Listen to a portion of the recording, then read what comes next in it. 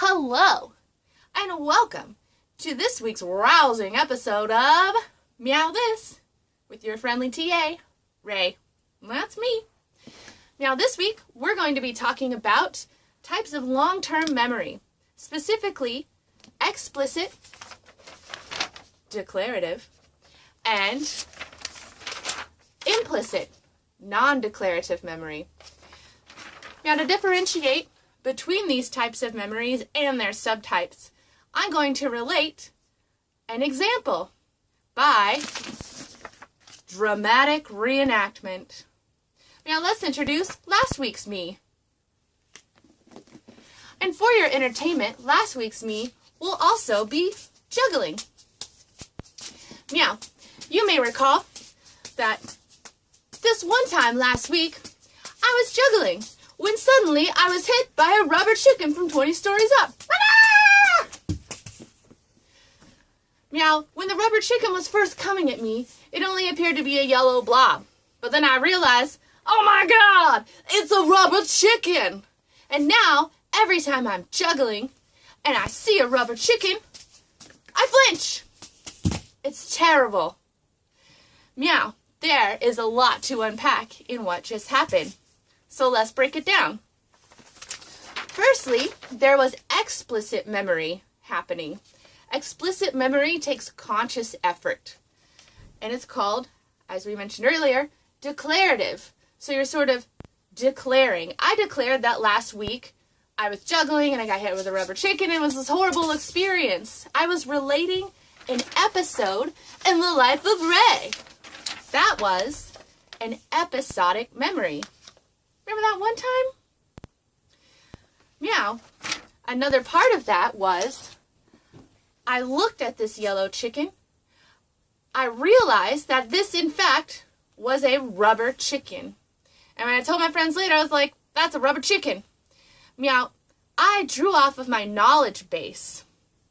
And I was like, see, man, that's a rubber chicken. Meow, we call that semantic memory. See, man, drawing off general knowledge base and facts. So those are our two types of explicit memory. Meow. There were also implicit memories, non-declarative memories.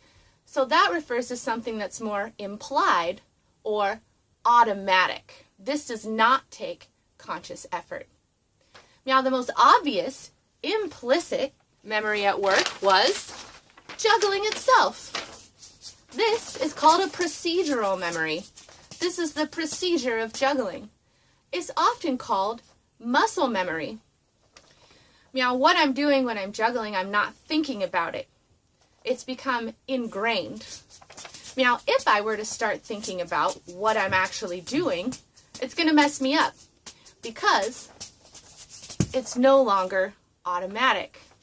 So this is procedural memory. That would also refer to learning how to write words or riding a bicycle. It doesn't take conscious effort. Now, another thing that you might have noticed and recognized was what happens now when I'm exposed to the rubber chicken. I flinch. So that has become a conditioned response to what was otherwise a neutral stimulus, right? Now we're talking about classical conditioning, which fits into conditioned associations in memory. This is a type of implicit memory because even though I did recognize that this was a rubber chicken, so that was semantic, my immediate response was automatic. I flinched. Conditioned association. Now the final type of memory inside of implicit memory is priming. And this involves you. Because you studious student you, have watched my videos on classical conditioning and last week's video on amnesia. And you recall that I got hit with this rubber chicken. And you came to class and listened to lectures on implicit and explicit memory. So what does that mean? You've been exposed previously to these ideas, making it easier for you to recognize these stimulus. Priming. So you were already primarily exposed. Priming. Now, quick recap. Implicit, explicit. I declare that this one time I was juggling and it was a rubber chicken. C-man, semantic. Implicit, non-declarative, automatic. Procedural, muscle memory, juggling. Conditioned response, or conditioned association. And, of course, priming. You studious student, you. All right, meow. It's been fun. We'll catch you next week.